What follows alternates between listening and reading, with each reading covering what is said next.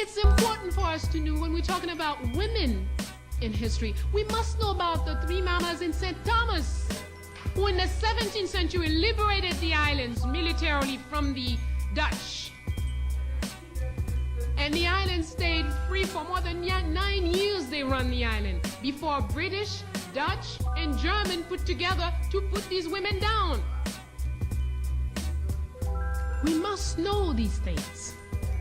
We must know women liberation didn't start in 1960 when we started burning bras.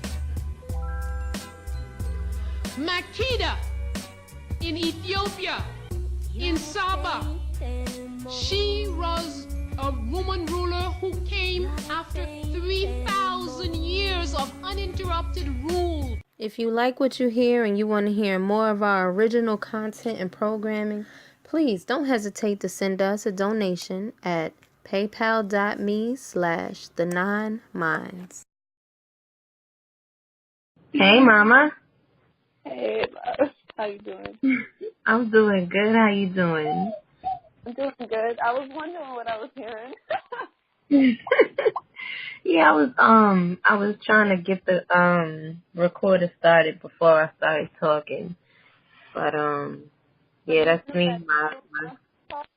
Sorry. Huh? You did the recording through the conference call? Yeah. Okay, cool. Yeah. I've never really used it like that. Oh, for real? I love it. It's like, I mean, I don't know how everybody else does their podcast, but that's the easiest way I could come up with. Just, do a conference call and record it. So Yeah, it's brilliant. That's what we need. Like, we need to be using these tools in that way, just very simple, and make these things, like, more fluid, so it's not an extra thing. Like, you got a whole life. Exactly. I'm like, I don't know if you could hear her. My 3-year-old is wide awake. My 5-month, he'll be, my son, he'll be 5 months, towards the end of this month. He's sleeping. I don't know for how much longer he's going to be asleep for, but I try to fit things in, around the baby schedule, around the children's schedule, so. Makes sense. How's that been? How's the 5 months? It's good. Oh, it's good. He's good. He's funny. He's a comedian. It's funny because everybody calls him the old man. He's really like a little grown, like he's so mature. In his, he's like this little, he's in a baby body, but his mind is, he always looks like he's scheming. He's thinking of things. He's putting things together. So, yeah. He's been here before. Huh? I said he's been here before. Right, exactly. That's his flavor. So, yep, but, how have you been? You just got back, right?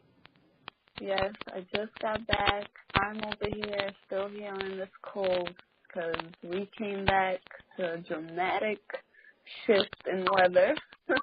That was madness. But I would even love to just tell you about how crazy the journey was even coming back. Really?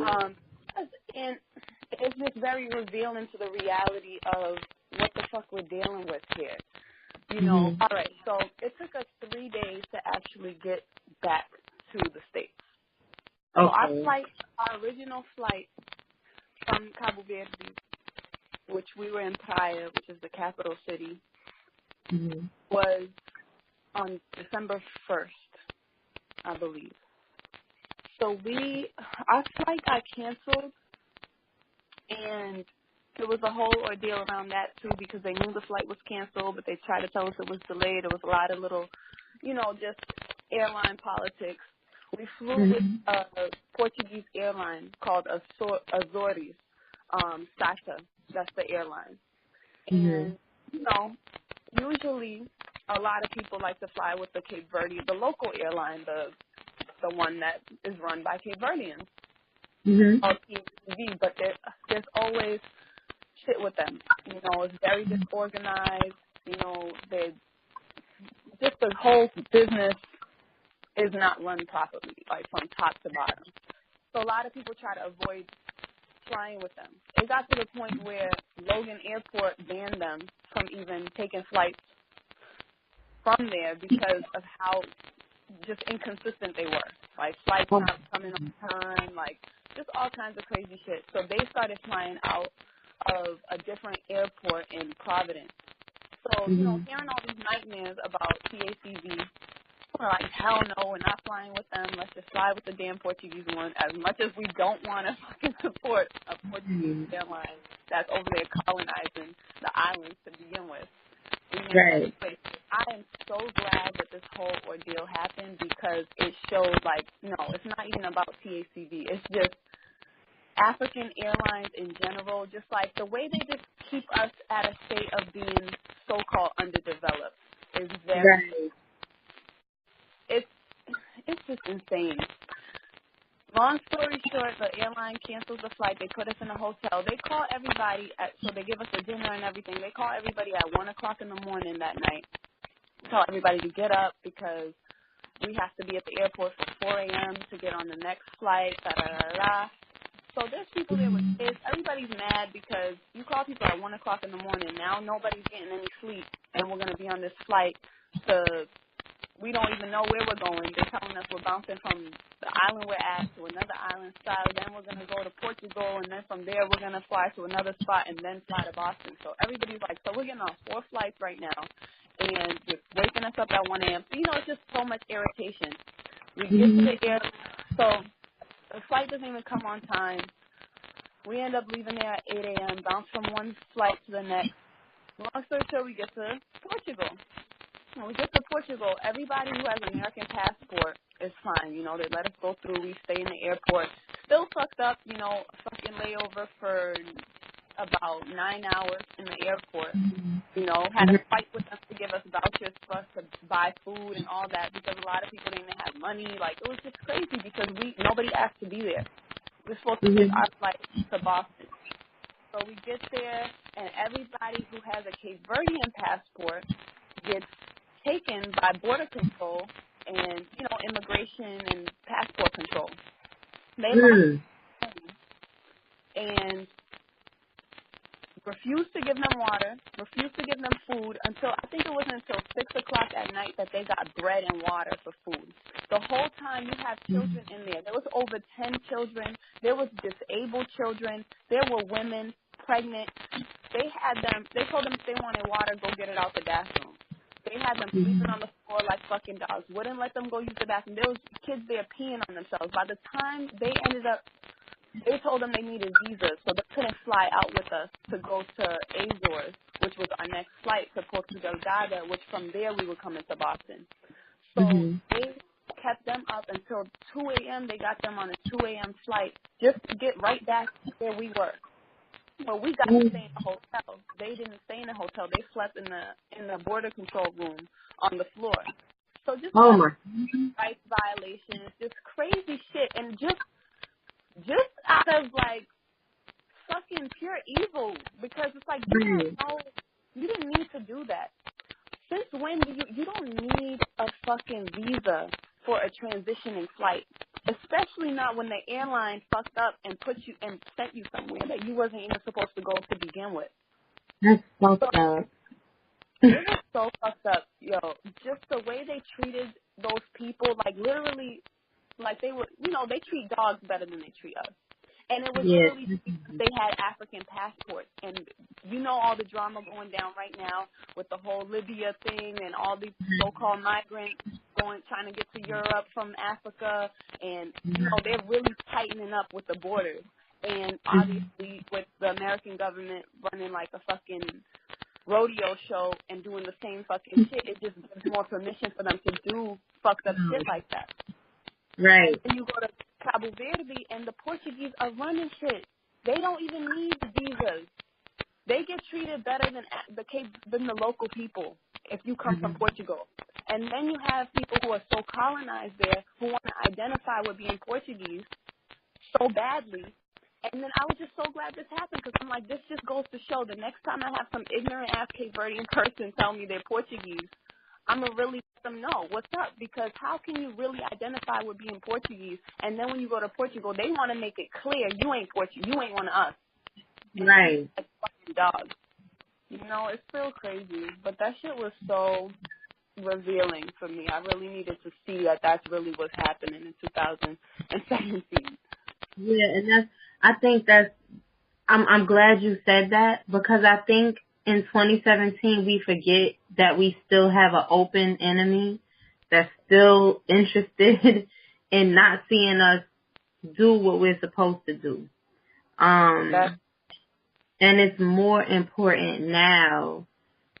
It's just crazy to me, these time cycles. Like, we go from we go from being the cream of the crop, and we're still the cream of the crop. Don't get it twisted. Like, people are still, it hasn't changed. We're still the cream of the crop, but it's the look of it, the injustices, just the flip. I'm really confused at how but I take it back, because every time I feel like, it's going a little bit too far and we're almost at the point of no return, I run into people like you, people like, your partner, the people like, the sisters that I interview for the show. And I'm like, you know what? It's turning around now. It's all hello? Yeah, no, I had, something happen. It disconnected, so I had to call back in. Oh, okay. I was just saying, like, it is turning around. It seems like it's not, but you look at it and the reality of it is that it is. And I know the topic of today was fake, we were going to talk about fake conscious shit, but what's more important to me than fake conscious shit is the real conscious shit, and for anybody listening, I want to put some oil on y'all scalp real quick, because this sister, Priscilla, you have the Think Book Club, the Tahuti Mayat Garden, the international pilgrimage you just went on, where you witnessed the importance of you actually saw why the work that you do is as important as it is, and how it reaches beyond just Brooklyn. It's further than just what you're doing where you are. Everywhere you go, you're sprinkling good juju. You know what I'm saying? And to me, that's real consciousness. And I have a more limited view, because I haven't traveled internationally in a really long time. In a while. And my limitation right now is, of course, what I see in the news, but when it comes to this fake conscious shit, it's like I guess what I'm looking at is social media and the YouTube fuckery, right? Like, all these people who profess to be conscious. That's the only place you can see it, because it's not really anywhere else. That's the interesting thing about it. Right. And it's funny, because when I was growing up, we saw it in ways that it's being done by people like you. When I was little, when I was, a teenager, when I was, adolescent, I saw people with community gardens. I saw people with schools. I went to an all-black charter school in Harlem, funded and run by the Nation of Islam. So, it's like, even though, I don't want to go into that, but it's like things were very different when I was coming up. And now that I'm grown and I have children of my own, I can see pockets of communities doing it the way I saw when I was growing up. Even though all we see is social media, what's happening online, but just to kind of hear that story, of you going over there and actually seeing white supremacy on a scale like that, and how it affects our people over there, how it's really affecting us everywhere. It's not just America. It's everywhere. And then, just on that. But go ahead. I'm sorry. No, there's so many points that you touched on that I'm just like, yes, because even circling it back to what you had initiated with around just like we don't like, a lot of people don't realize, like, we have, it's not even that people don't realize, I don't know, sometimes it's like a conscious ignorance, like people choosing to be ignorant, because so many people right now want to just be all about peace, right? So that's to me, that's the fake consciousness, because you can't be one-dimensional in that way. So it's like the enemy, the opposition, right? Because I have to say opposition because it's not just in a physical sense, you know? And it's also an opposition because it's a necessary force. It's not something that we need to be afraid of or angry with in any way. It's an opposition to strengthen us. It's like gravity, you know? So that's really what we're dealing with. And we see it. We see it everywhere, but it's almost like people are choosing not to see that we're at war, you know? Right. It's a choice, like, no, peace, peace, peace. And it's like, no, we're in a war whether or not we want to fight back, whether or not we acknowledge it. We're taking blows left and right. Right. On multiple dimensions of reality. In every way, shape, or form you can imagine, we are under attack. So we don't have the, you know, those of us who are actually aware and awakened and conscious, right, not woke, but actually like expanding, because consciousness is not something that we can quantify and put in a box. Those of us who are expanding are the ones who are conscious. We are constantly coming into being, and we're constantly navigating the awareness that's constantly coming. We don't close ourselves off just because we have certain information, certain knowledge. We're constantly doing the work to grow and to expand ourselves, because that's what this journey is all about. It's about cultivating our spirits and attracting the circumstances and the situations that we need to in order to grow. Yes, we're all here to serve a different purpose within the grand scheme of things, but we're all interconnected. We're one organism. So when people choose to not see or are actually truly ignorant of the fact that we are at war, to some degree, we do have a responsibility to bring that to the forefront, which is why I appreciate the work that you're doing, and just like, this conversation being something that's being recorded and something that could be shared. You know, that's something that I've wanted to do for so long. You know, so many recordings in my phone, but that's what's necessary. It's necessary to put the stream of consciousness out there for just people to tap into, because we don't necessarily have to do that work of running around trying to shake people out of a coma.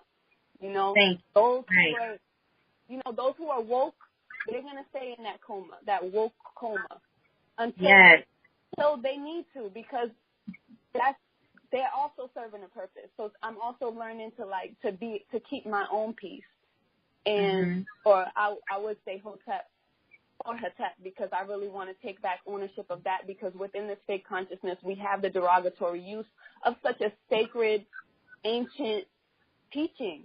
And, you know, for people to be over here talking about, these Hoteps, and I get it, because I know exactly who is getting put in that box. And, you know, in many circumstances, I might be put in that box for just, you know, speaking Kemetic science and sharing Kemetic science, using the symbols or whatever, but I feel like there is a little chunk and sect of people who are just speaking that, just, you know, their life has nothing to show for it. It's no embodiment of the knowledge and the wisdom. There's still a lot of misogyny. There's a lot of ignorance, and just a lot of fuckery and just niggerish shit that's still going on, even amongst people who have that information about that. So, yeah. Yeah, it is. It's a lot, and I think that one of these days, like very, very soon, there's gonna be an organization of, I don't want to say thought, because, you know, I think about something. I was listening to a Malcolm X speech, and he said, essentially, I can't quote him verbatim, but essentially he said that black nationalism, and it was exactly what you were saying. We are at war whether or not we want to accept it or see it, and the only answer to that is what he termed as black nationalism. And he said that I don't have to know that you are Christian. I don't have to bring my prayer rug out. I don't have to, take out my Keep your religion in the closet. He said, keep your religion in the closet. Exactly. And what's more important than everything is that we have to first acknowledge that we are under attack, number one. And number two, then acknowledge that we have to organize so that we can ward off the attacks that we're under. And these attacks, they come in every sector of existence. There's no front that you're not being attacked on, from mental, spiritual, physical, and anything associated with those three. Any ways that you feed yourself, those three ways, you are definitely under attack. And if you don't get your mind back and get your heart back, we're not going to make it. And it's more than just us as black people. Like, it's all brown nations across the globe. Like, white supremacy is raping everybody. So, we really gonna have to figure out what to do, and enough people are now. So, that's the silver lining for me, just to see that, like you said, I don't have to go shaking everybody out of the coma that they're in. But I do have to be cognizant of the comas I might be in and awakening out of all those levels of my own sleep. Yes, I'm glad that you pointed that out, because that's really what the focus does need to be as far as true consciousness, and even just being careful of using those words, because I've been thinking about that a lot, because I have one of my elder teachers, Baba Heru, great emphasis on language and us being creative and either taking ownership of our ancient language and using ancient vibrations, because of how powerful we know our vibrations are, but also because we are using, like, to bring Brother Malcolm up again, we're using a language of liars, on that very often. The English language, like, as long as we're using English, which is our colonized language, we're going to have a very hard time getting somewhere. We really are on a more metaphysical level in particular, because even, like, Malcolm, I love his breakdown of just being really brutally honest with us, like, but in such an eloquent way, because even take the word lie, right? You can say lie, and it has so many definitions within the English language. I could be saying lie like you're a liar. You could be saying lie like lie down and rest. Then someone else could be lie, and they could be talking about the lie that's in hair relaxer. So you have a language that isn't even harmonized among itself. So to me, the language itself was created in a way that you can't conjure up energy. Right. Be intentional with your vibration, because the vibration has too many different, like, it's confusing. It is a language of liars. So we have to take ownership of our tongue. We have to decolonize our tongue, and we have to realize that we need to really define for ourselves what we're saying when we're using these words. So consciousness, I always think about it like it has Khan in the beginning. That's the prefix.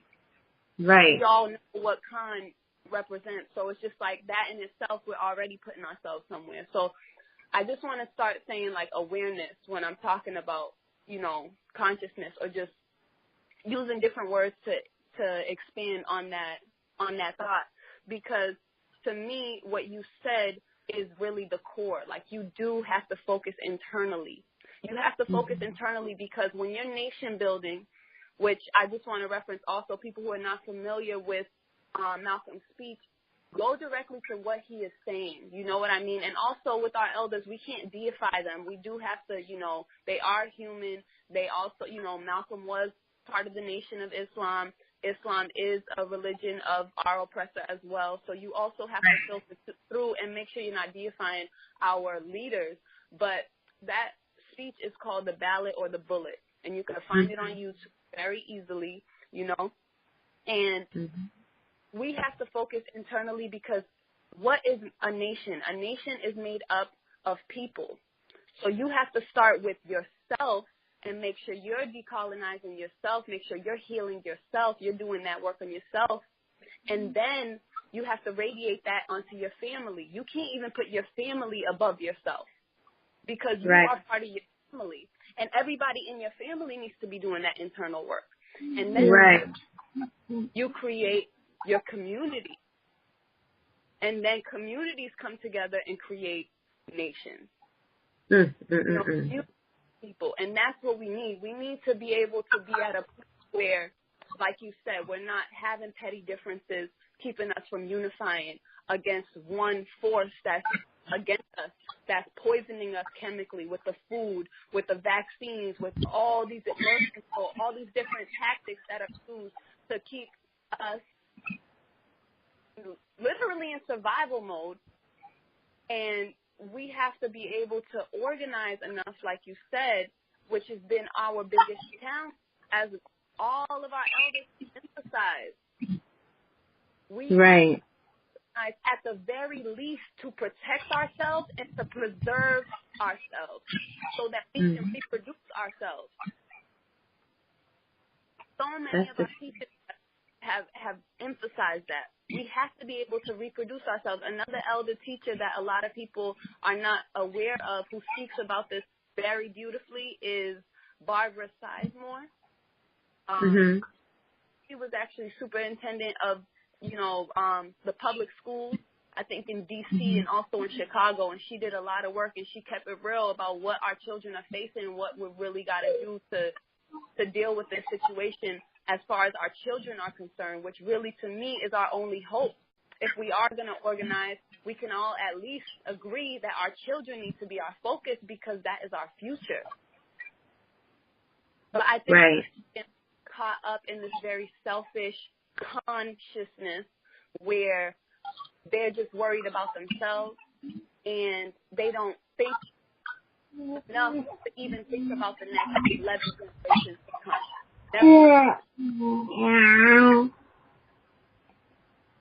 And if that's the case, we can't possibly really be conscious of the 11 generations that came before us and our ancestors. So it becomes a very here and now, like YOLO type of consciousness that we're experiencing, where everybody is just very selfish within the interpretation of all this information and knowledge that's so widespread.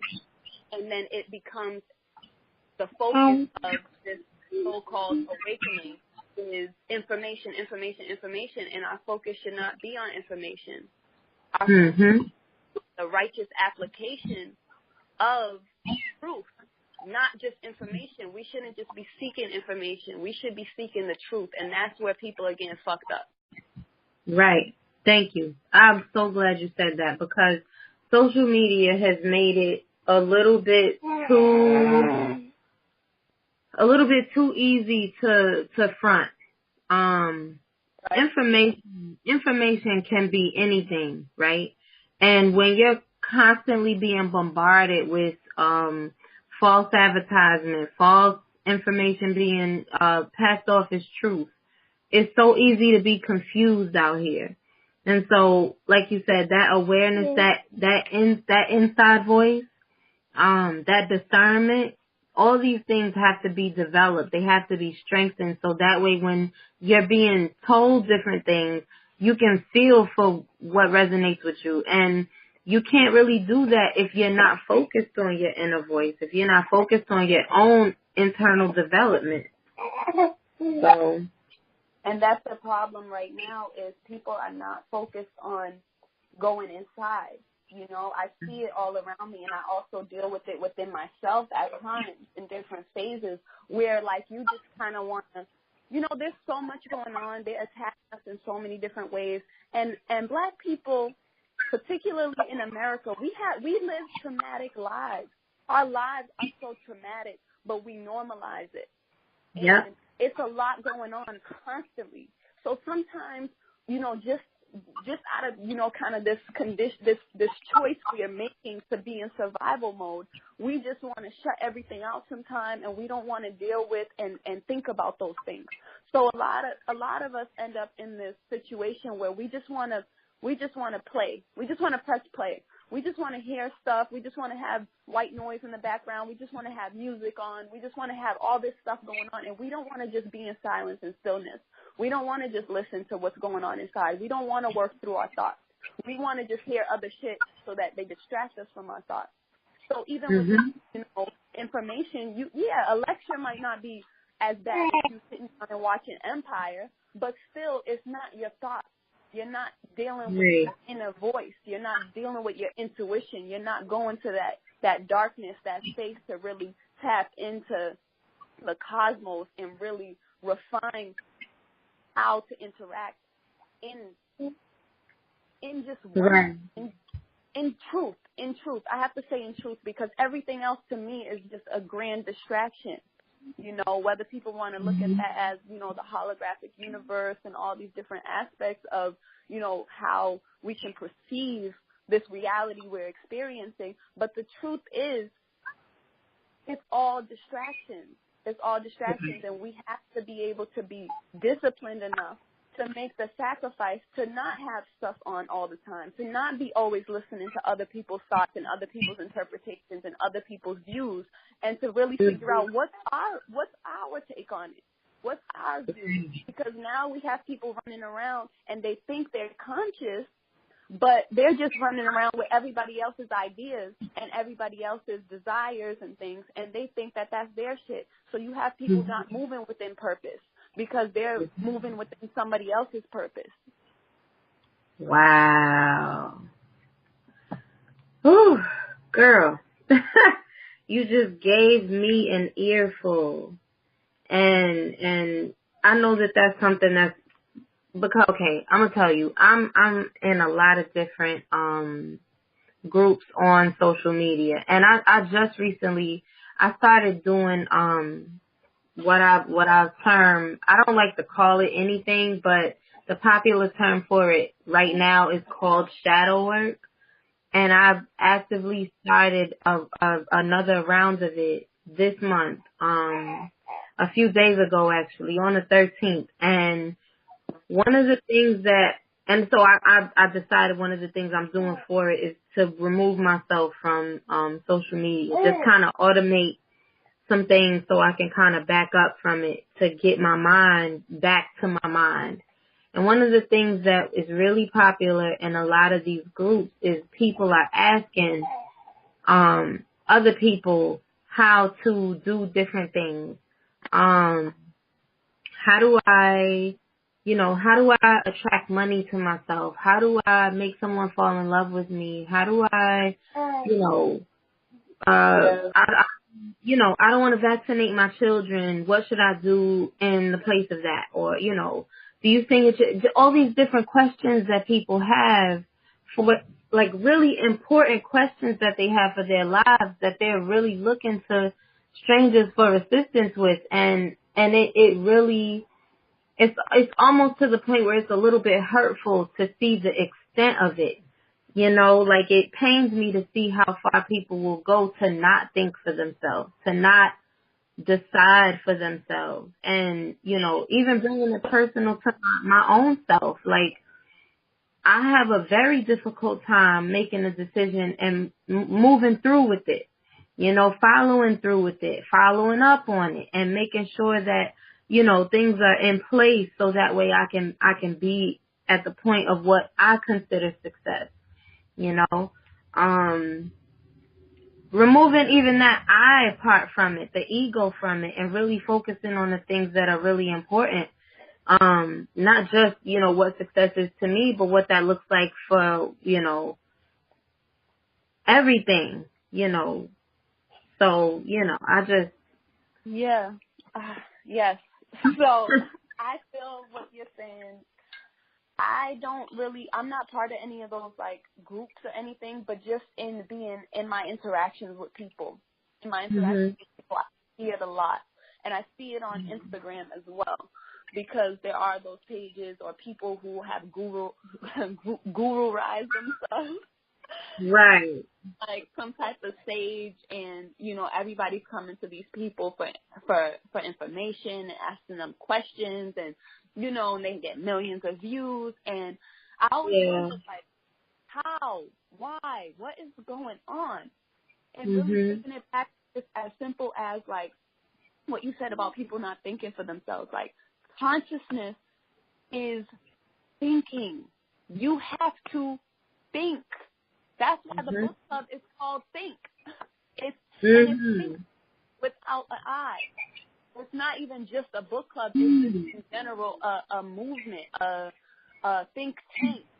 Because yes, we do need community, but our problem is we take something and we run with it all the way. There is no discernment. There is no ma'at. There is no let's put this on a scale and see what's going on and how much of this is good and how much of this is not. We just like to just pick something and then take it and run with it all the way. Yes, community is great, but you could take that to an extreme where it's not great, which is within the case where you're constantly dependent on this community to give you all the answers that you need. And again, when it comes to like selfishness, people feel like, oh, that's a negative thing, and then, I have to just be all of everybody all the time and not worry about myself. Like, no, you have to preserve yourself. We can't have these virtues and vices. I remember when I was in college in an ethics class at Boston University. In my ethics class, what did we touch on? We touched on Aristotle, Immanuel Kant. We're touching on all these European philosophies, and that's how people are functioning within our so-called American culture. Right. Black culture is still American culture, and that's what we have to realize is that's not our shit. We can't operate in terms of virtues and vices.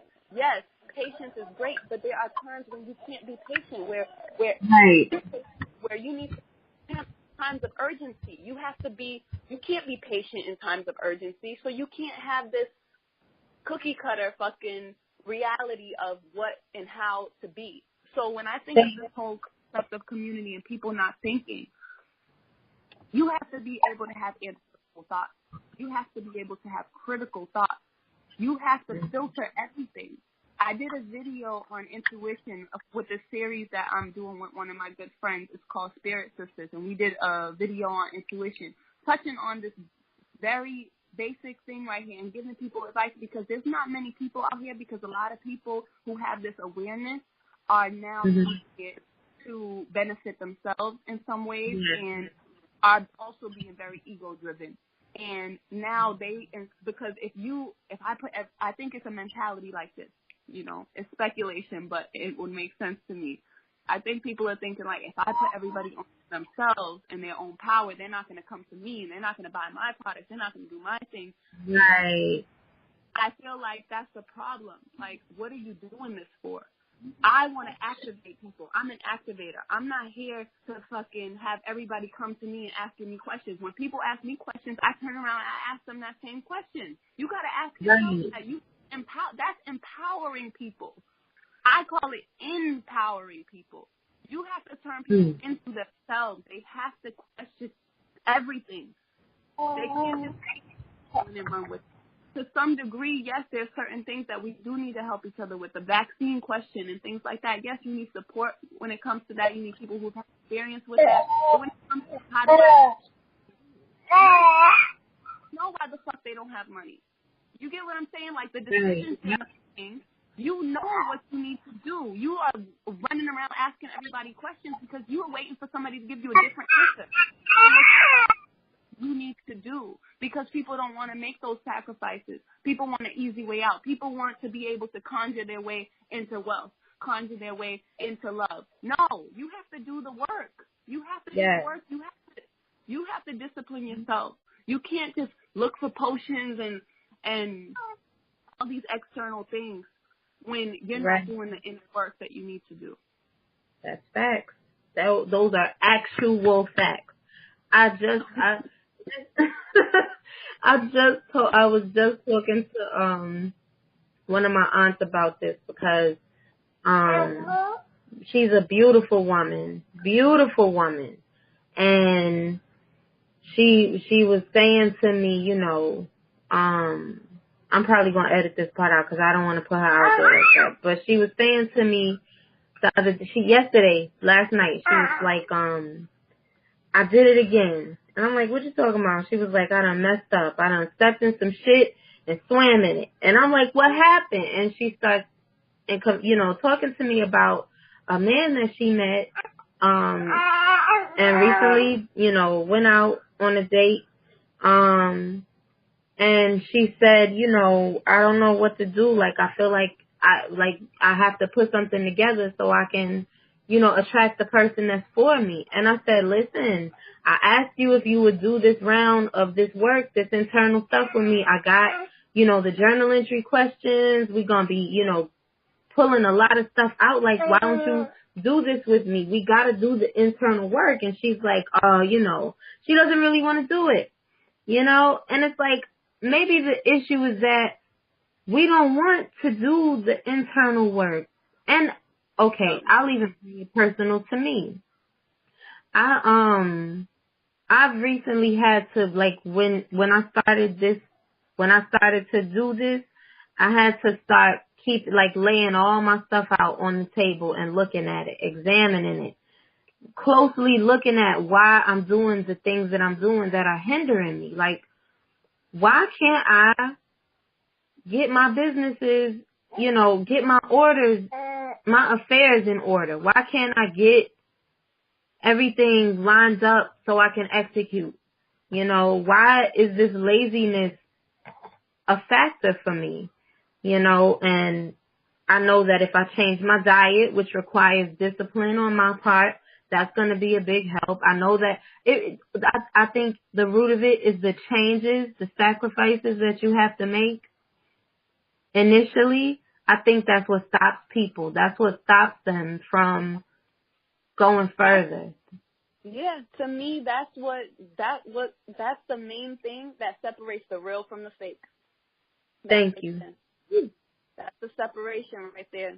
Because if you're not willing to change, you're not going to get anywhere. But it's also within a situation where I was thinking about it within the culture and the music, right? We have all these lies being perpetuated in high frequency, and it's not even that it's high frequency, but it's just everywhere. You know, it's everywhere.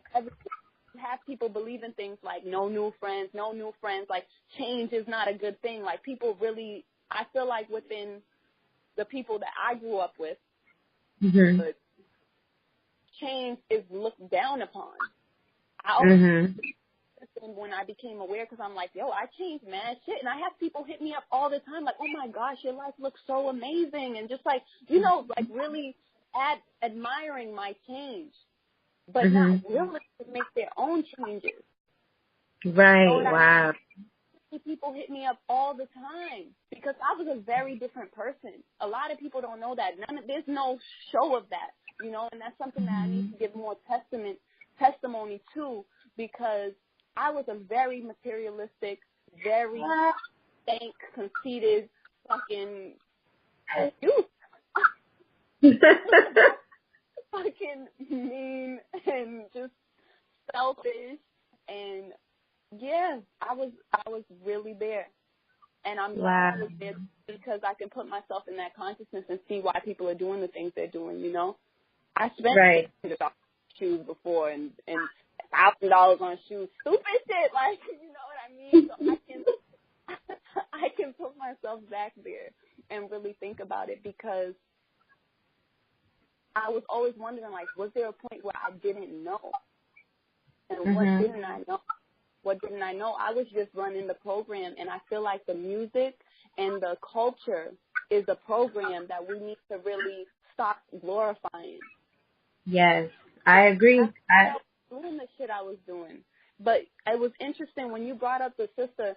I was thinking about it because it just speaks to, like, how the black womb, I'm telling you, black women, like, we are so interconnected. We really need to start realizing that, because the way that we're treating each other is really, like, it's so it's like self-sabotage, because we're so connected. Because even I think about it literally just the other day. One of my friends hit me up saying the same thing. You know, I'm doomed. I'm cursed to not find anybody. And I'm like, yo, you can't be saying that shit. Like, right. that. You can't affirm that, but it's also, to me, I feel like there's so many programs we're running. There is that Black woman going to be single for the rest of her life program that a lot of people are running. Like, you can't be happy. And, you know, like, there's a lot of fucked up shit that we've internalized that we don't realize. We really need to purge.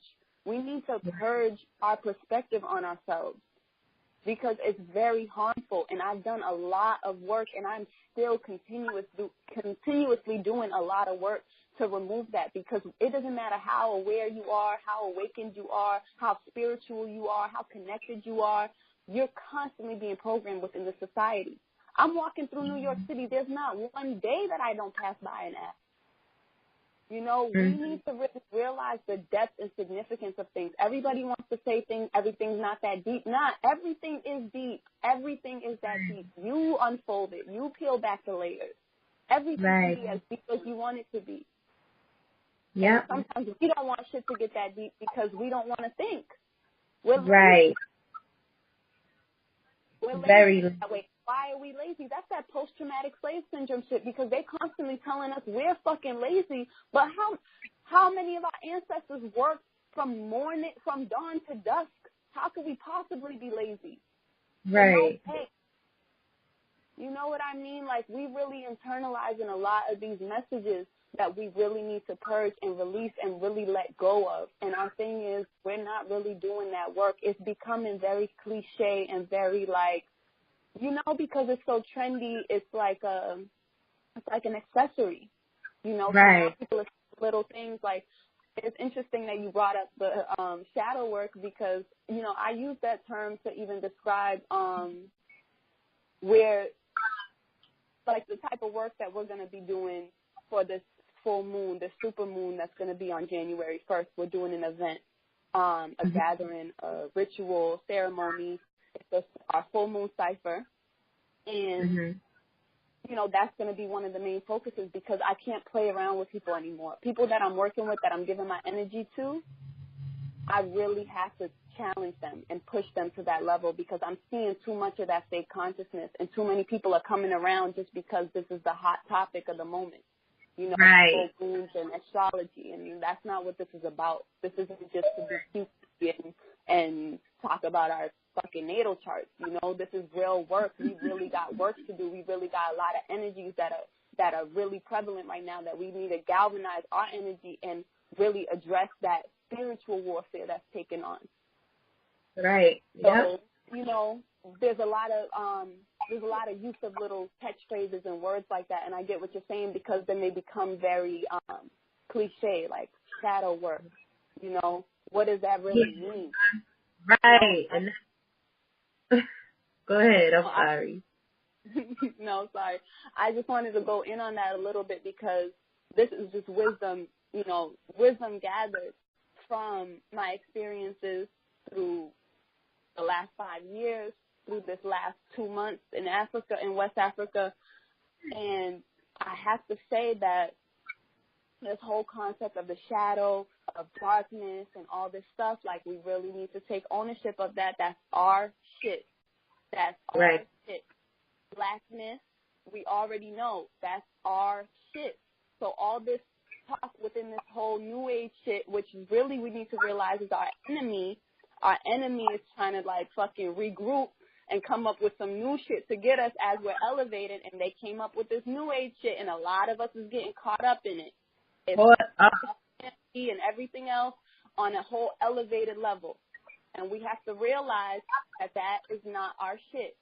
If we want to elevate and we want to use ancient knowledge and ancient science, we're going to do it from an ancestral perspective. We can't do it from this new age perspective, because that's white supremacy in the spiritual realm.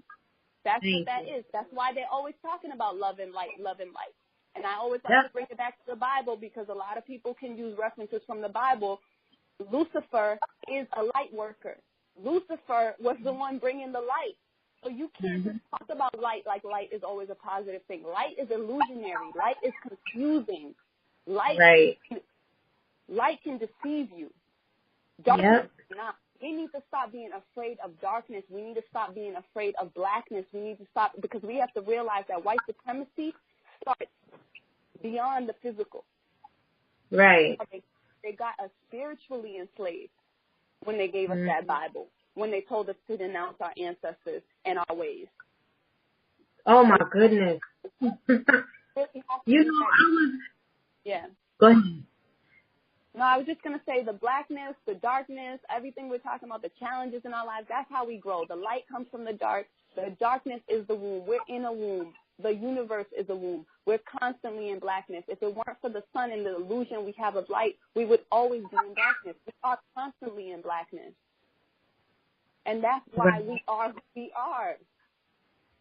Yep. We're cosmic beings. Yes, we can say we come from Africa because that little tip, that first burst of land that came out of the primordial waters of Noon was the tip of Africa. Yes, as a very sacred and powerful landmass, but we are cosmic, and that's what we have to take ownership, is our cosmic legacy. We are from the stars, and we have to take ownership of that, because now they're trying to take ownership of that and erase our story, erase us out of our own fucking legacy. Right. And they will be successful if we don't get out of that. If we don't come out of that, we'll let them the same way they do, the same way they did with or that they're currently doing even now with African traditional religion all throughout the diaspora. Like that's not ours anymore. You know, they are taking it and putting their spins on it. You have them giving you back your information about your own people. Yeah, we don't have to, but many of us are going to European people to get African spiritual science. Mm-hmm. That's going to make sense, because they couldn't even possibly understand that. Right. So they're getting a watered down, and that's me not even being cynical. But being cynical, you're getting some other shit. You don't even know what the fuck you're getting. Exactly. You know, going back to like the tarot cards, right? I know African people had a card system. There's no way in hell in Kemet there was not some system of cards, of divination in that way. You know, as we know, we have the Kari divination. We have so many other natural forms of divination. But now the only source I can find, that's why I can't really resonate with the tarot, because every time I see somebody doing tarot readings and stuff, I ask them, what's the origins of this? I need to know. I need to know, because I can't just be playing around with these cards. They were created with an intention. They were created with an intention. Yeah, I might be able to use it. You know, I have a deck that I use called the Book of Doors. It's a Kemetic deck, but it was made by European people. But I know I still have to honor the intention that card deck was made in, regardless of how much I intuit and use it through my own self. It still was created with an intention. So until the moment where I create my own card deck, or when I use my affirmations as my card deck, or when my sister Kepra finishes the card deck she's working on, I'm not able to fully, like, you get what I'm saying? I can't fully resonate with that, because I don't know the intention that went into that.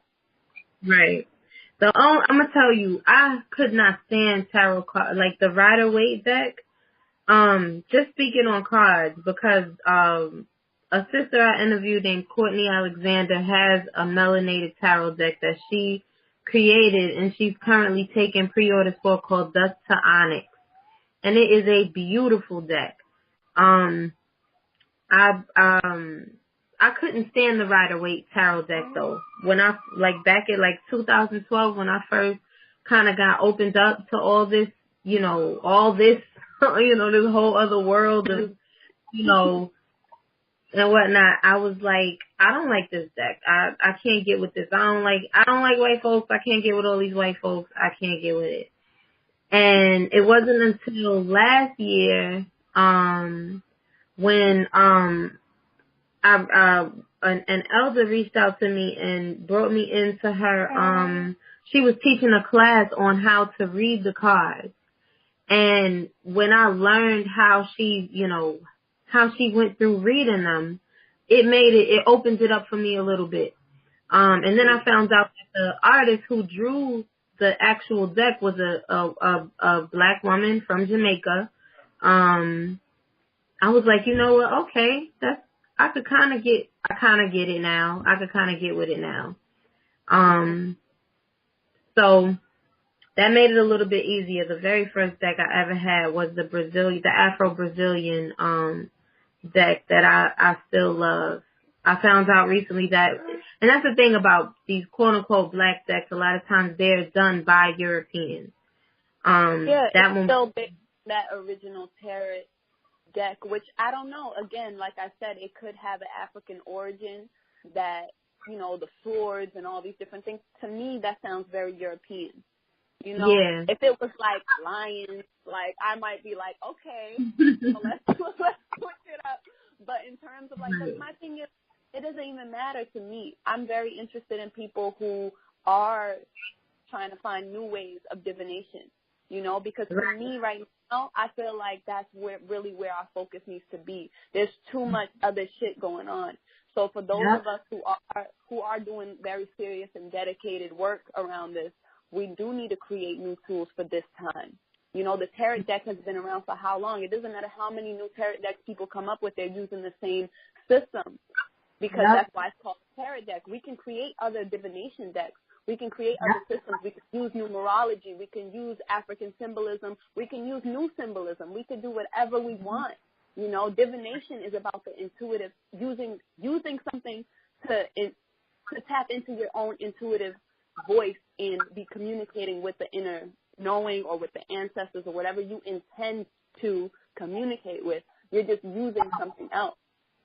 But again, people can get caught up in that as well, where it's like now you got all these spiritual tools and you're not doing the inner work because now you're dependent on the crystals. You're dependent on the herbs. You're dependent on the cards. You're always looking outside yourself again so you can create that same problem. I just had this conversation with another sister like, yo, you can't just keep every time you got a decision to make in your life, you can't just always pull out the cards and do a reading. That's counterintuitive at that point because now you're dependent on it. And you have to always go from inside out. Yes, we can use these tools. They're there for when we're in spaces where we need them.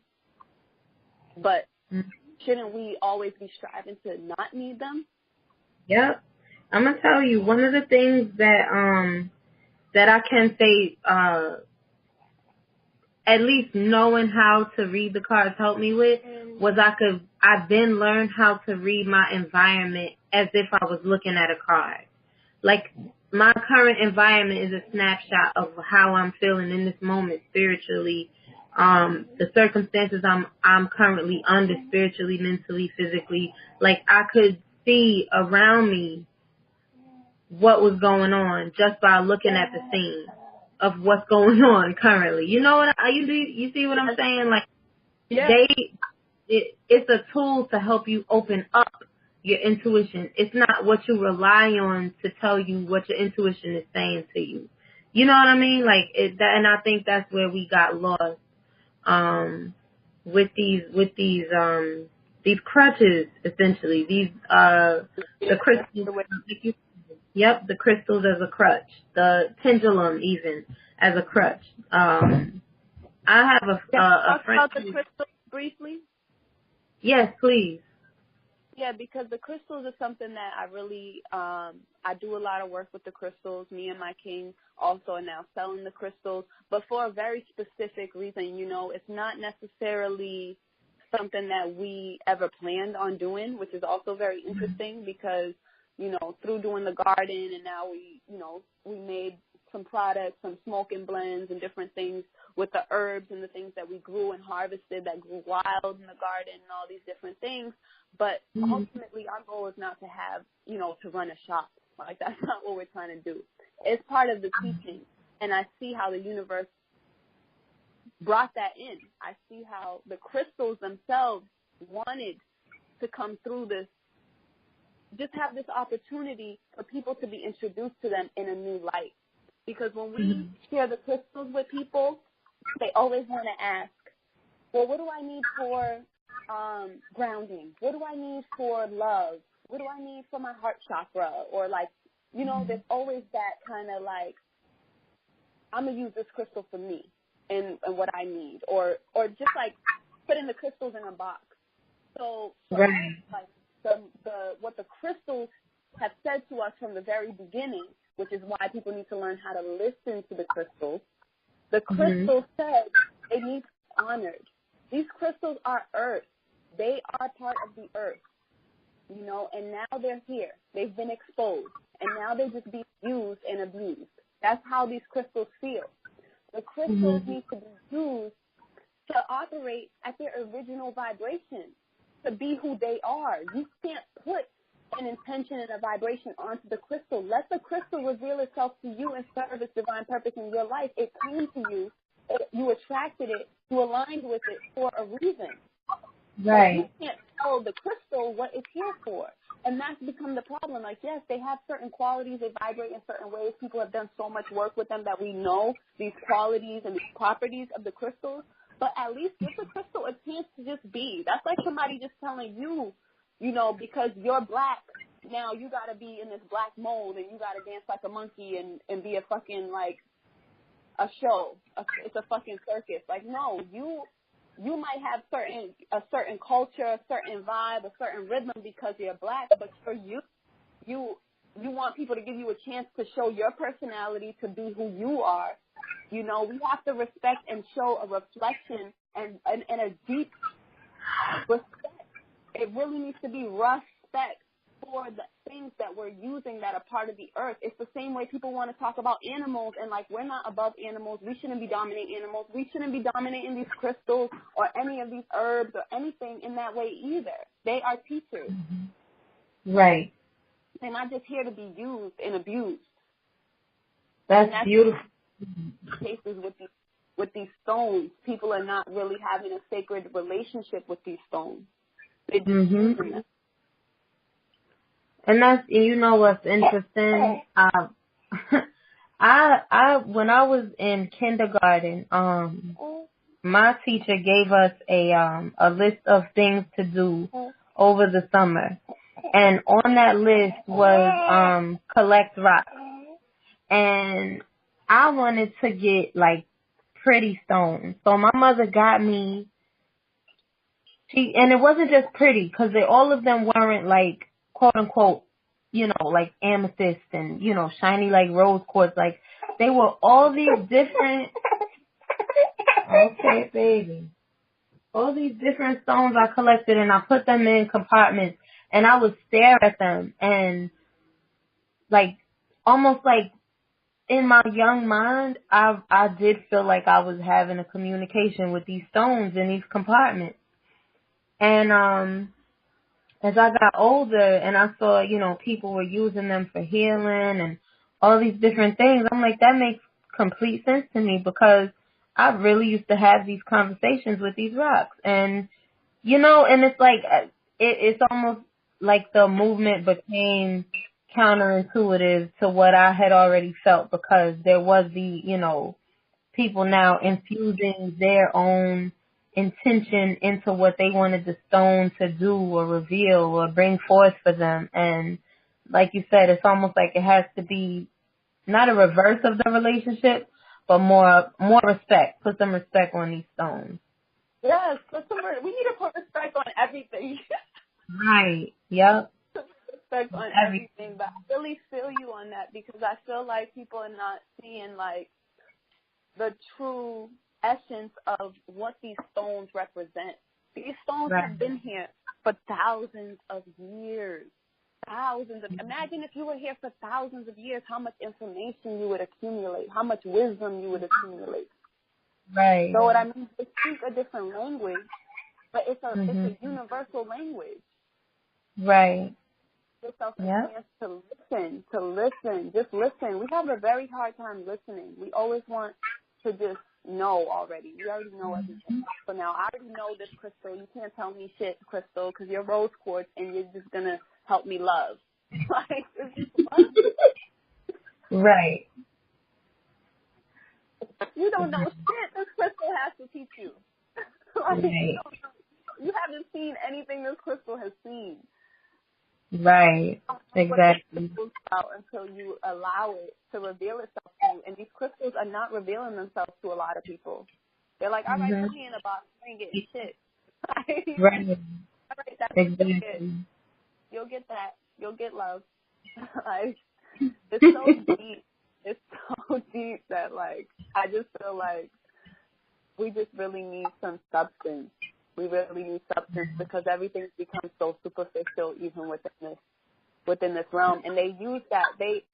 And when I say they, I really want to start, like, just actually demystifying who we're talking about when we're saying they and all these different things. You know what I mean? I think that's some work that I really want to focus on. Is like actually putting some faces and names to they. But Right. you know, the status quo, the people who want to maintain the system, and whether that be people who identify themselves as being black or white, the people that want to maintain this, they are using this, you know, projection of consciousness of, you know, wokeness, whatever, black power, like black awareness. They're using it. It's all power. They're Yep. And we got to be aware of that so we're not over here being used. Right. Because our culture is being used against us right now. They're taking our culture, putting it on the mainstream after stripping it of all substance. Mhm. And now it's just very superficial. Mhm. Yep. But everybody's in it. So I think it's a good thing because, oh, well, at least everybody's seeing it. At least now I can wear my head wrap and nobody's going to give me a side eye. Like, no, what's the point? Like, you'd be better off getting the side eye and then having to deal with that. And right. You'd have more substance to work with around that than just wearing the head wrap because you think it's cute. Right. Yep. Because everybody else is doing it now. Because the majority of the population is really just still on sheep mode and just following everything else everybody does. So now you just have all the followers following the trend. Right. It becomes very challenging for people to discern the real from the fake. Mm-hmm. That's what they wanted. They wanted to saturate the market. They wanted to saturate us with so much powder shells and that we wouldn't know what was what. Right. That's actual fact. Someone was actually telling me, it was actually my niece was telling me, I don't know if you've seen this, I haven't seen it yet, so I can't fully comment on it, but actually has this She's Gotta Have It new series out on Netflix, and my niece was telling me about it, and she was actually very good. She's a 17-year-old, and she was just she felt like a lot of the stuff I see you and Preston doing, and so like they use that in the like this is my voice.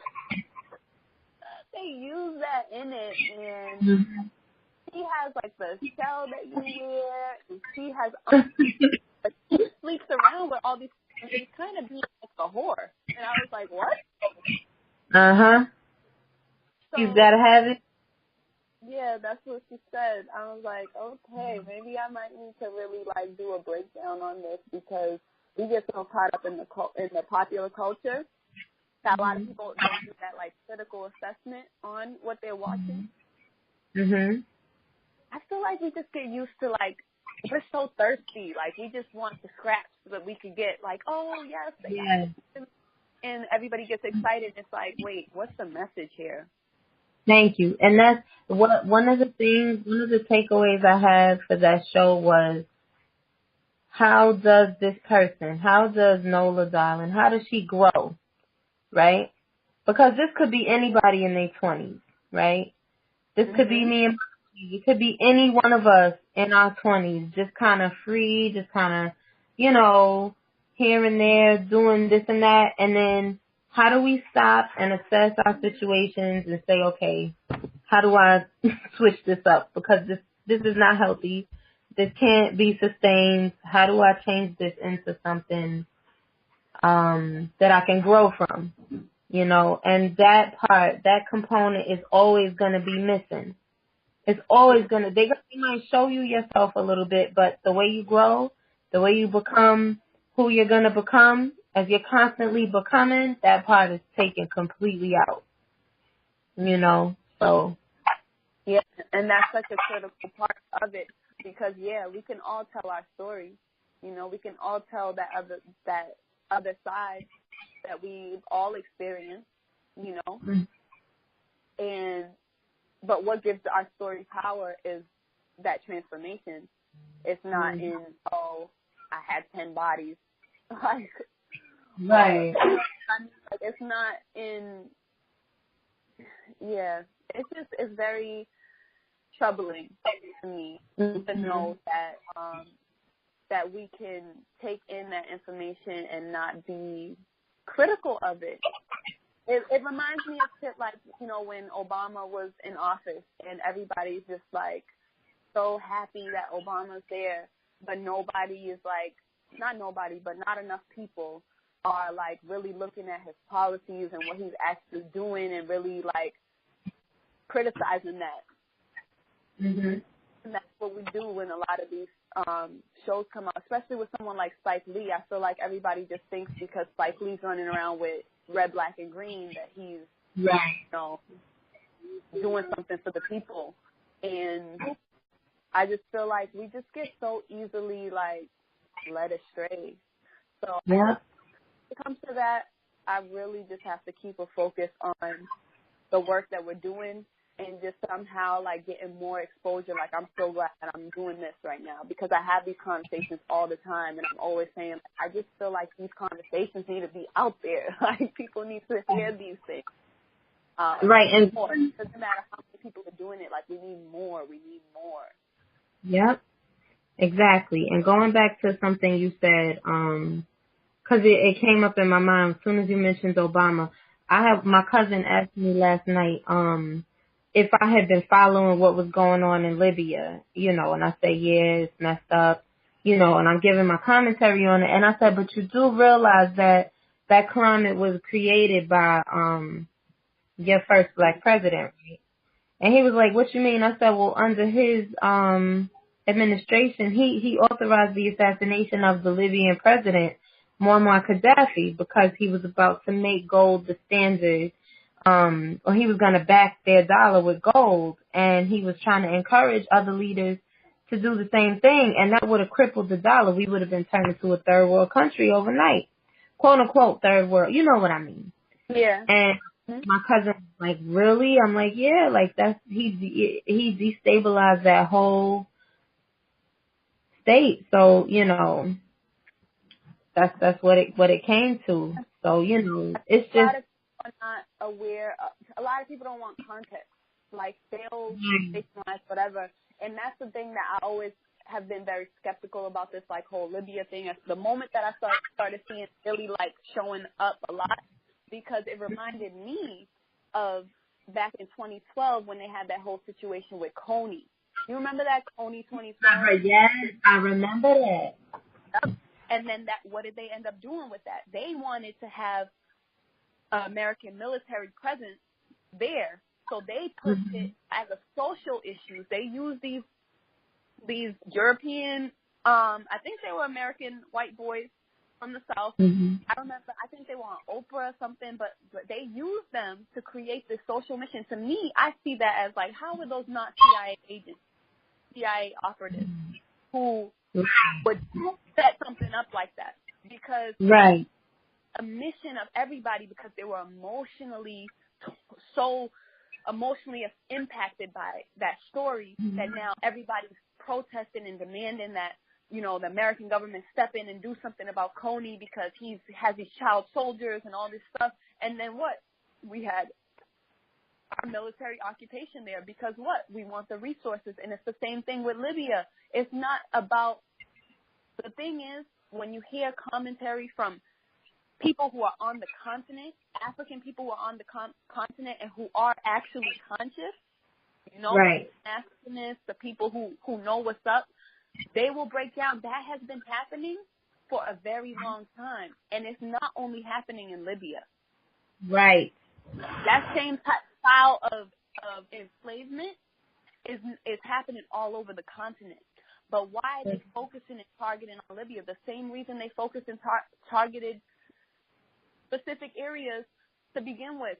When you look at fucking Ebola or Zika and all these different things, all those geographic locations are very strategic. When they do these campaigns and they want to get the grassroots uproar to demand and have political action, they do it very strategically. So when I look at Libya, what was their interest in Libya to begin with? It's beyond Gaddafi.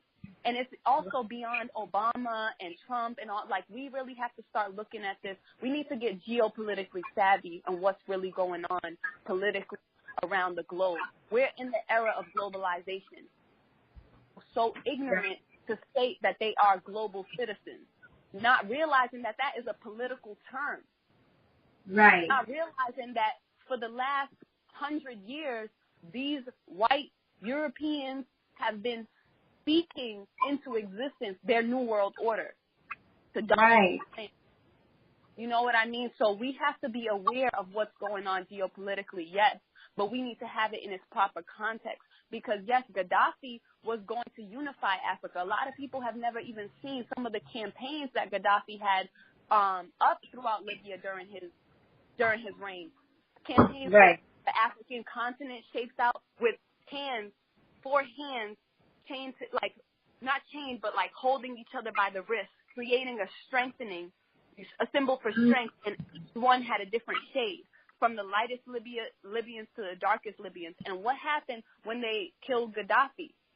Gaddafi was a threat to the economic order for sure, because he was bringing the gold currency that was going to be used throughout Africa for the oil, which is the only reason why we even have control of the dollar right now, because it has no value. It's because of the oil, and the oil's traded in dollars. But beyond that, Gaddafi represented the unification of Africa beyond what they've tried to do by radicalizing the people who are occupying the eastern parts of Africa, the so-called Arabs.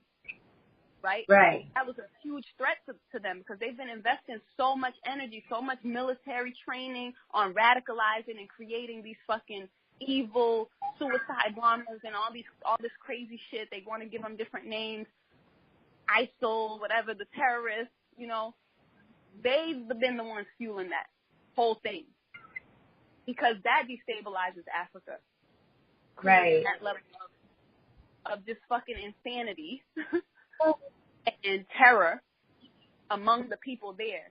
So the first thing that happened when Gaddafi was taken out was the rebel army started killing off, literally just assassinated all of the black Africans who were in Libya.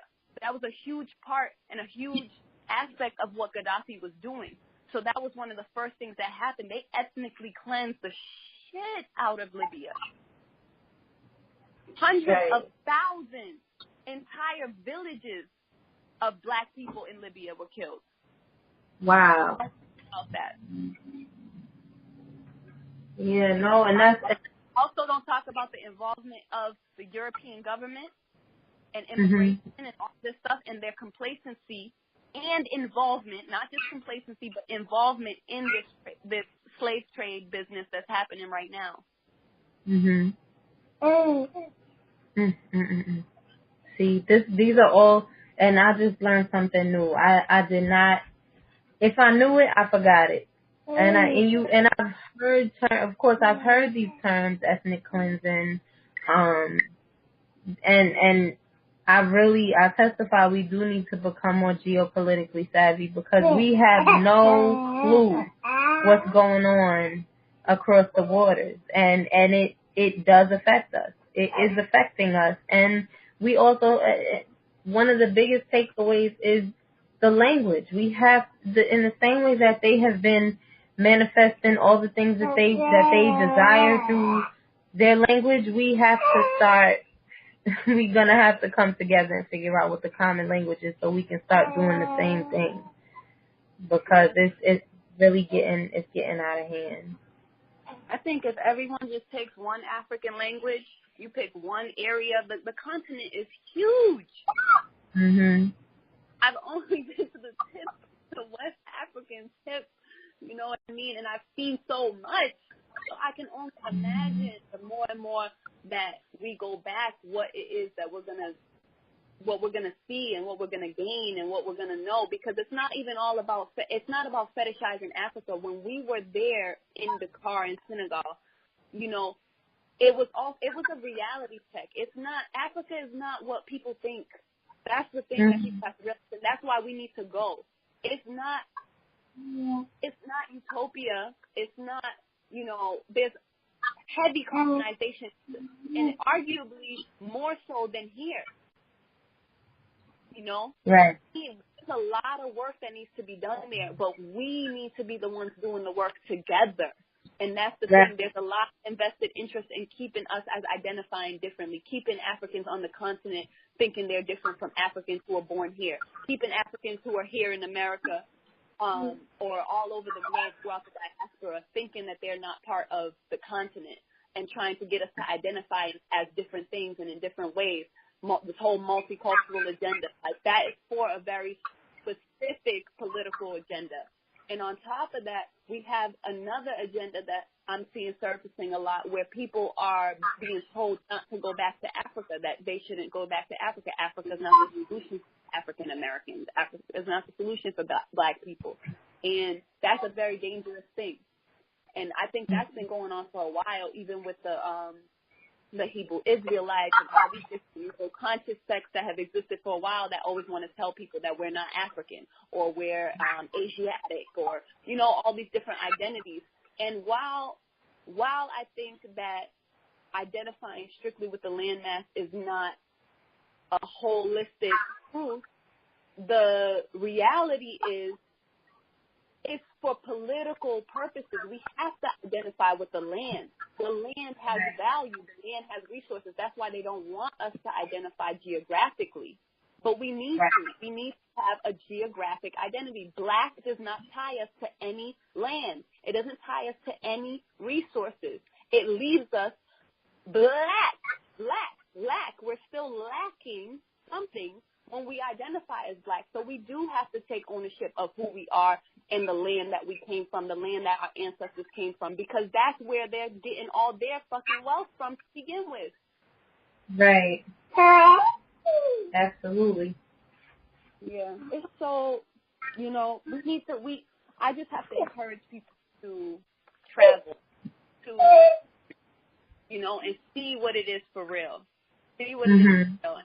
Don't just expect to go and see, you know, dashikis or like just the ignorant things that we are expecting to identify with Africa, but really go and allow yourself to have a real perspective of Africa. Allow yourself to go through that hate and disdain and go through until you find the love you have, what's really there.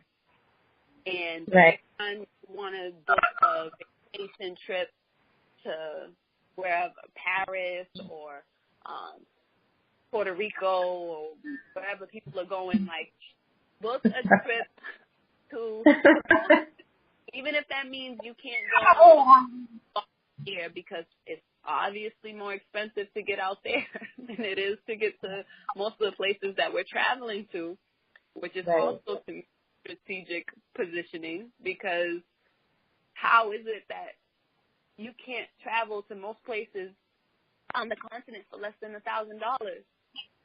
Right. It's crazy. It already creates a disparity right there. Right. Yeah. Shoot, I tell you, that cost is the main reason people don't travel.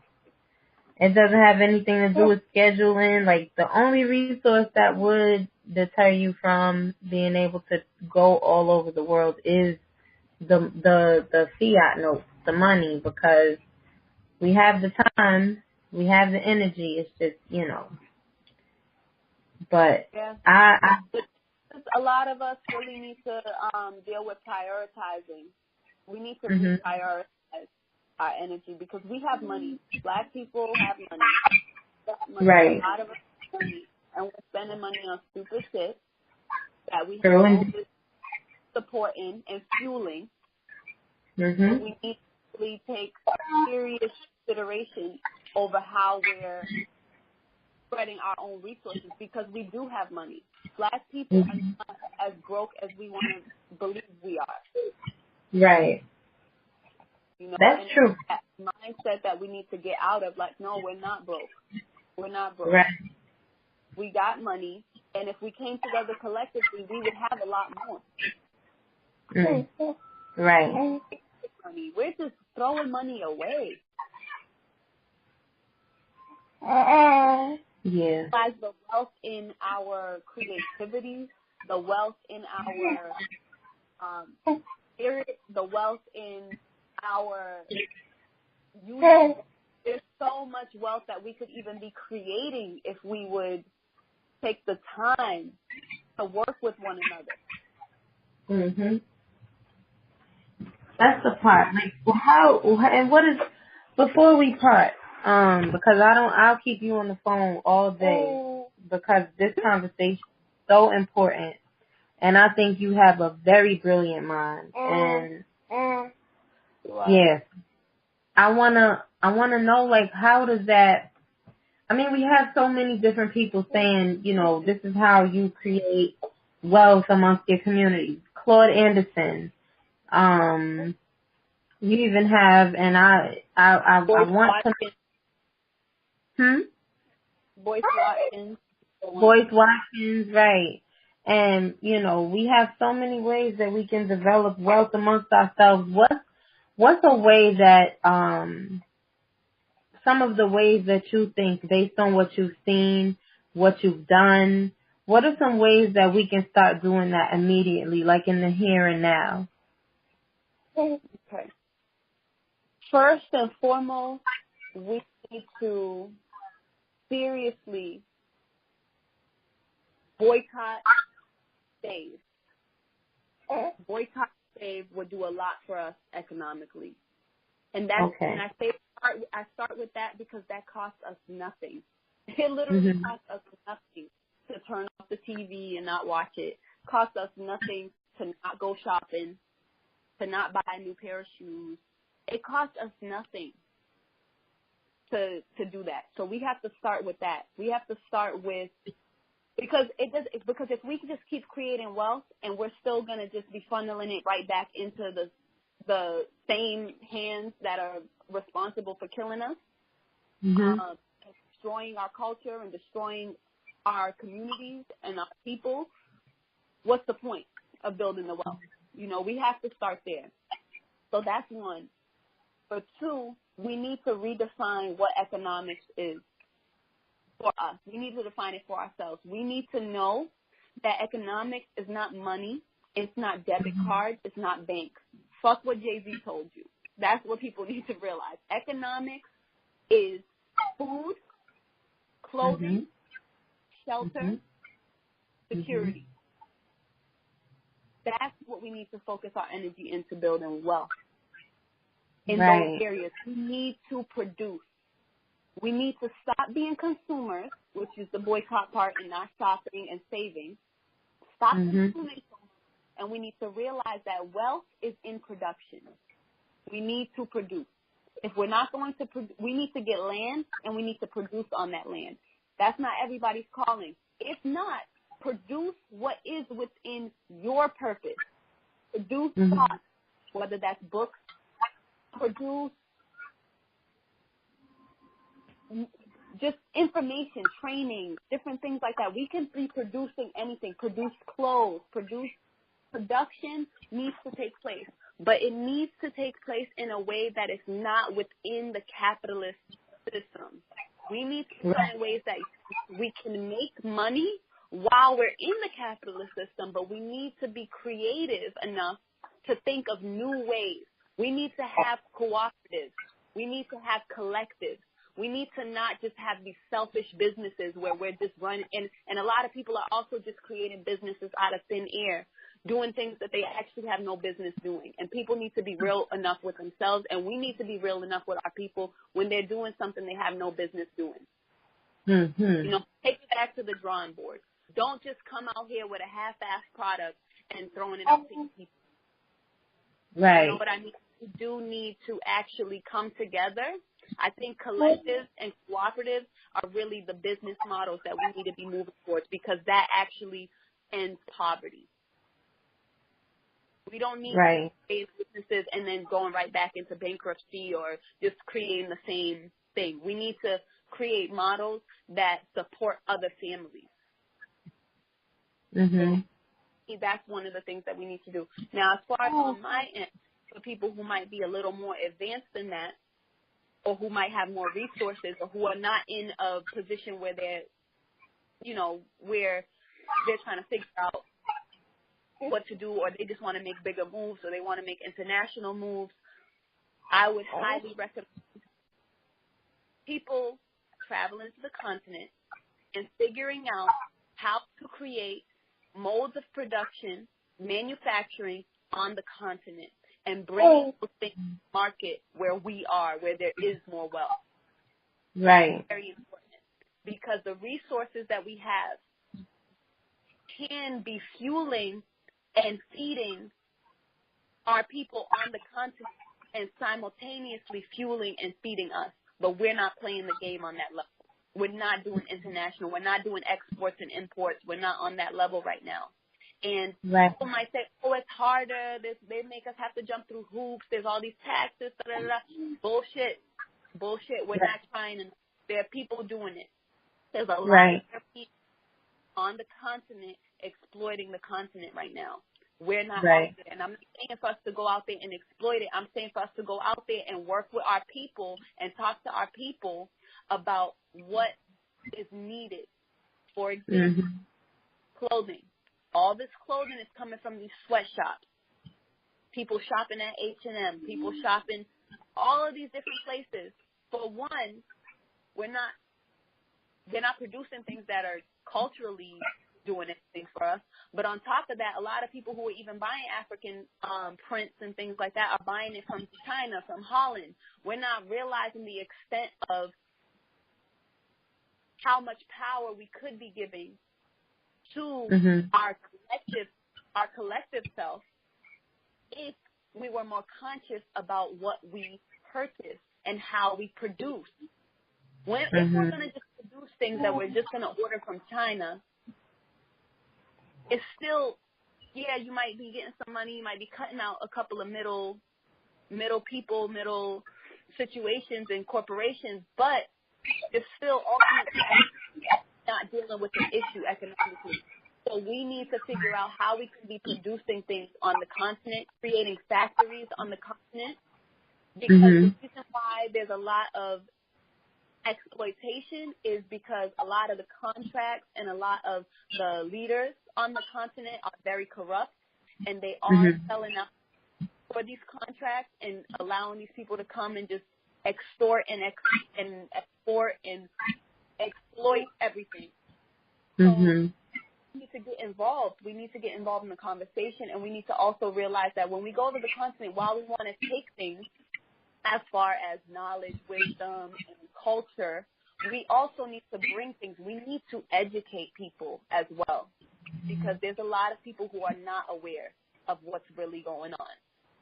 So we're both expecting everybody to be conscious and cultural. A lot of people are also trying to be Americanized, to be Europeanized, and are running away from culture, even on the continent. So, we just need to figure out what are those things that could be produced there. For example, when I think about chocolate, cocoa comes from Africa, but why is it that Africans who are producing cocoa are in poverty, even though you have chocolate where you look? Because they're taking the raw cacao, the raw cocoa, and exporting it raw, and then they produce within their factories in Europe the chocolate, right? But now you have the chocolate bar is now being sold for 1,000 times they paid for the raw chocolate, because they're bringing it out to a market where they can charge a lot of people. Yes, if you made chocolate in Africa, it's not about selling it in Nairobi or, and I'm saying, and I have to say that very loosely because, there's a lot of wealth in in Africa, particularly in cities like Nairobi and Lagos. And, you know, we have to just realize that we are a global family, and now we're playing a global game. It's globalization. Right. So it's a whole world. We need to stop being local. They're trying to keep us on a local mindset. They're trying to keep a national mindset on just thinking about Donald Trump and Russia when they're all on the same page. They're all doing the same thing. They're backing us with a fake fight. It's a soap opera. Right.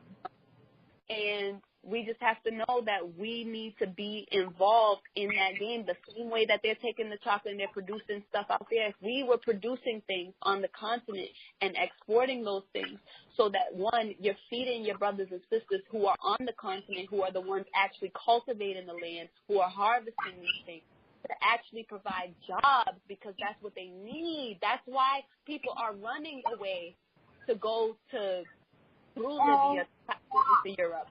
Because there's no economic, they have underdeveloped Africa for so long. People need to read that book as well, How Europe Underdeveloped Africa. Because this whole, and there's also another book called Dead Aid. That is another one that a lot of people need to really realize, like, how this aid and, like, just our whole perspective on the continent is so thwarted. So economic-wise, we do need to know what's going on so that we can go there and we're not there as, you know, colonizers in our own right. We have to go and be part of our family, and we need to be trying to create a collective family because that oneness doesn't fully exist. There's been a lot of work to keep us isolated and to have people on the continent feeling some type of way about us and vice versa. Right. Right. That's right. And that's interesting that you say that because that's another aspect of the breakdown of our communities is how we have a disconnect from our family in Africa, and they have a disconnect from us, and both of those disconnects were initiated by the same people who make money off of both of us, you know, all of us, all of our people. And, you know, it's, we really have to really go back to the drawing board and, like you said, apply the knowledge that we currently have and be wiser in how we're moving. So, Sister Priscilla, thank you so much for coming on the show.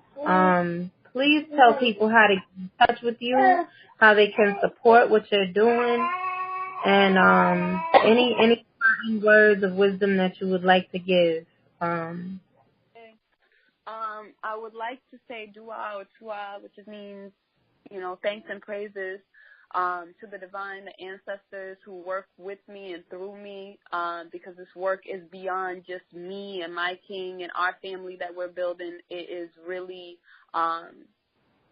it is a long, ancient work that fuels us in what we're doing. So I have to honor that energy always, and we have to always honor that energy in general for our existence here.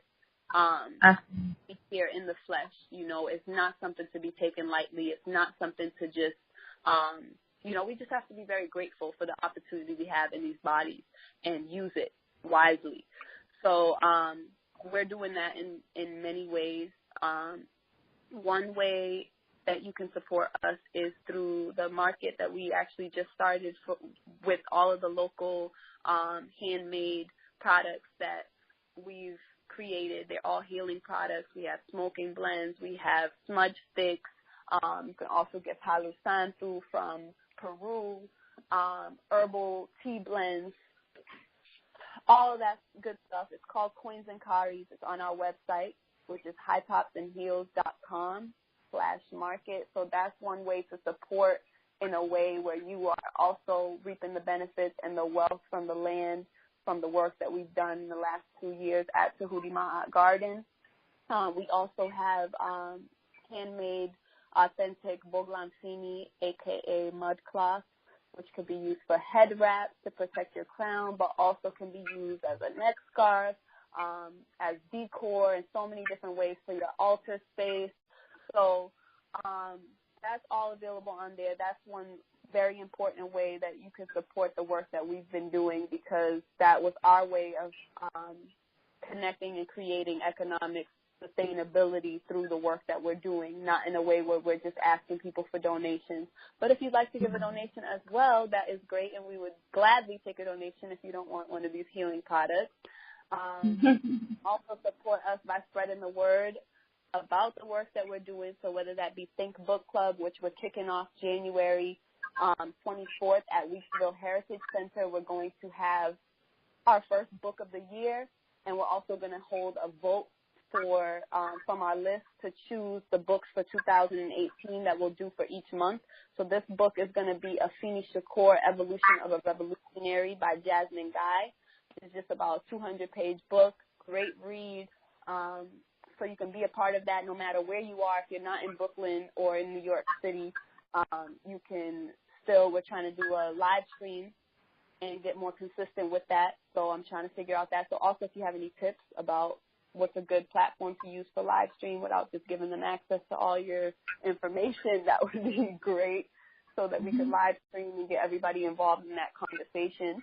Another way is just supporting the Tahuti Ma'at Garden. We have an ongoing fundraiser that is probably going to end in February, so that we can purchase the supplies and things that we need for this new season as we try to transform, as we are transforming the Tahuti Ma'at Garden, which was an abandoned garden in Crown Heights, Brooklyn, or in the historical neighborhood of Weeksville, now called Crown Heights.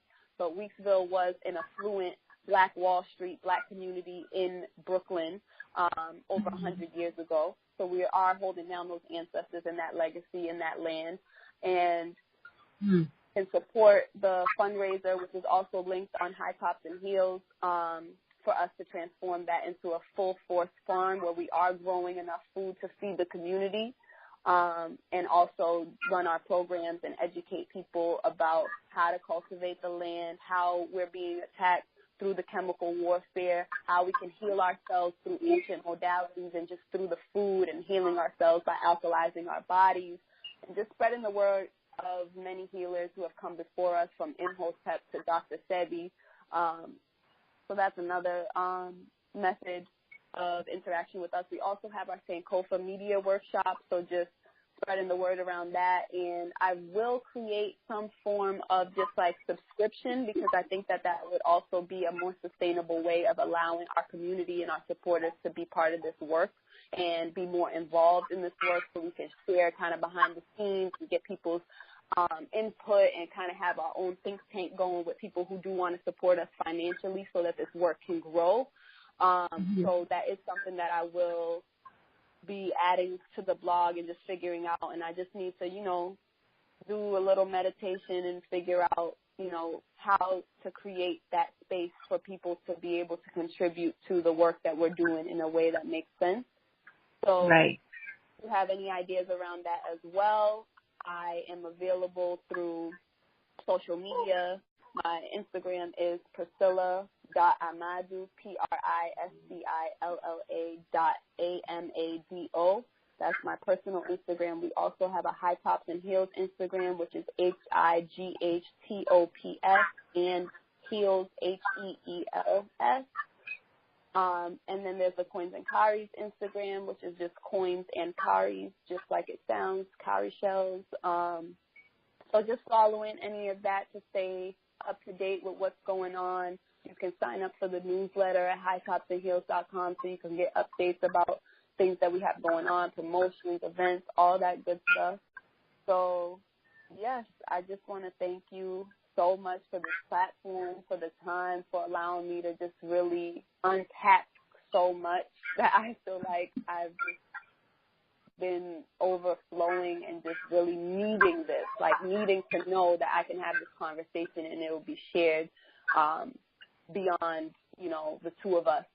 So it's really excited about, what this connection that I've now made with you, you know, another sister that is doing the work, what this will mean for us collectively, for our people. I think it's very, very, very important for sisters doing this work to come together. And I know that we are playing an integral role in the liberation of our people. And, yeah, I'm just excited. You know, victory is already ours. I just want to remind people of that. It's a fight, yes, but we already know that we've already won. You know, our children have already won. And we just have to know that we're doing this for that victory that is already ours, but we have to do the work. We have to do the work, and we just got to know that it's all going to be worth it in the end, because the universe moves in cycles, and it's only a matter of time or movement for us to really get to where we need to be. Ashe. Ashe. Thank you so much. I second everything you just said, and I appreciate your time, and I give honor and praise to the ancestors for bringing our paths together. And you have a beautiful rest of your day, love, and hopefully we can rap again soon. Anytime you have something going on, hit me up and you can come back on and share it with, you know, the people that listen to the Nine Minds radio show. So thank you so much. Yes, thanks. I really, really, really appreciate this so much, and we'll be in touch. All right. All right, love you. Love you too. All right. Peace.